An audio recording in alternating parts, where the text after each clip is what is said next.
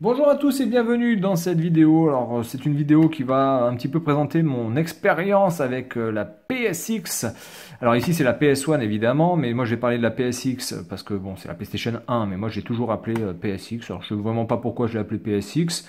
Bon, déjà parce que c'est son nom aussi à la base normalement, mais voilà, PlayStation 1, moi je sais pas, j'y arrivais pas à le dire, donc je disais PS1 pour celle-ci, mais je disais PSX pour la première du nom. Alors, la PSX, toute carrée et toute grise dégueulasse, je ne l'ai jamais eue pour les raisons que je viens de juste de nommer. C'est-à-dire que quand elle est sortie un peu après la Saturn.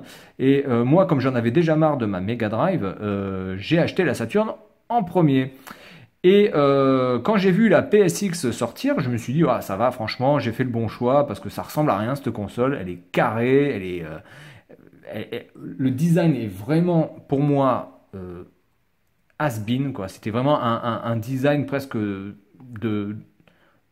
du passé en fait. Et la couleur, je pouvais pas, quoi. Sans déconner, la couleur grise dégueulasse en plus. Vous voyez, c'est même pas gris un petit peu classe, non, c'était vraiment gris dégueu. Alors celle-ci, elle est grise, mais elle est grise claire. Vous voyez, c'est assez, voilà, c'est assez pastel, assez pâle. Bon, c'est assez classe, c'est assez bien fait. Mais la première PSX, putain, la couleur, mais c'était juste pas possible. Cette couleur, elle serait sortie avant la PSX. Je pense que de toute façon, je ne l'aurais pas achetée rien que pour ça. Et malheureusement, eh bien, ma Saturn n'a pas fait le poids face à la PSX, puisque évidemment, Final Fantasy, etc., qui sont sortis sur cette console, ont complètement tué la Saturn. En plus, la Saturn était une console assez difficile à programmer en 3D, donc pour les jeux 3D, et comme le futur, évidemment, c'était les jeux 3D, eh bien, évidemment, la PSX a fini devant. En plus, le marketing de Sony était beaucoup mieux fait. Il faut reconnaître que quand même Sega, que ce soit pour le Mega CD, que ce soit pour la Saturn, que ce soit pour la Dreamcast, au niveau marketing, ça a été zéro. Zéro, zéro pointé de A à Z. Même si après ça n'enlève rien aux qualités des machines, aux qualités des jeux qui ont pu sortir, mais au niveau marketing, ça a été une catastrophe face aux géants Sony qui avaient fait les choses en grand et qui en avaient mis plein les yeux. Donc voilà, donc quand ma Saturn a commencé à être sur le déclin, eh bien j'étais bien emmerdé parce que du coup, je savais pas quoi faire de ma Saturn, personne n'en voulait, tout le monde voulait des PlayStation.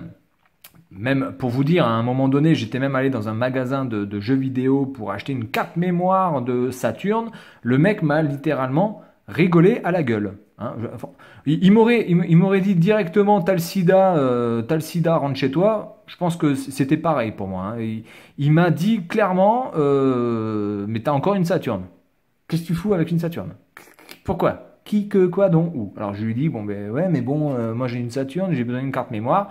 Ben, il m'a dit, écoute, désolé, les cartes mémoire de Saturn, ça fait déjà belle lurette qu'on n'en fait plus. Donc il m'a dit, fais les petites annonces, parce qu'évidemment à l'époque, il n'y avait pas Internet, il n'y avait pas eBay non plus. Ou alors eBay, ça devait être vraiment juste le début. Et donc, bah, je me suis retrouvé avec ma Saturn comme un con, sans carte mémoire. Et puis un jour, j'ai quand même réussi à la vendre. Et quand la PS1 est sortie, puisque la PS1 est sortie quasiment, je pense, en même temps que la PlayStation 2, je me demande même si elle n'est pas sortie après la PlayStation 2, celle-ci d'ailleurs. Je sais pas. Enfin, en tout cas, ça doit se jouer à peu de choses.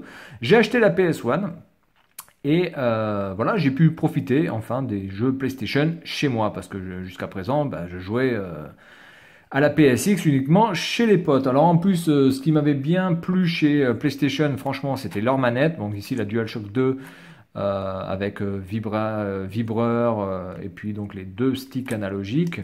Ça, c'est clair qu'au niveau de la manette, par rapport à la Saturn, c'était le jour et la nuit parce que bon, la manette de Saturn, la Saturn a beaucoup de qualité, mais c'est certainement pas la manette qui fait que la qualité de la Saturn, parce que les manettes de Saturn, c'est vraiment entre guillemets de la merde. Pas au niveau solidité et robustesse, ça non, mais au niveau prise en main, les boutons sont mal placés, les gâchettes sont pourries. Donc voilà, il y a rien à sauver là-dedans. La manette analogique Saturn s'en sort à peu près, mais enfin bon, ça vaut pas une DualShock, clairement.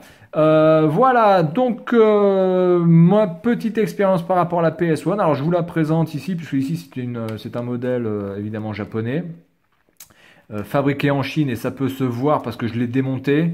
Vous voyez, j'ai démonté, j'ai enlevé le.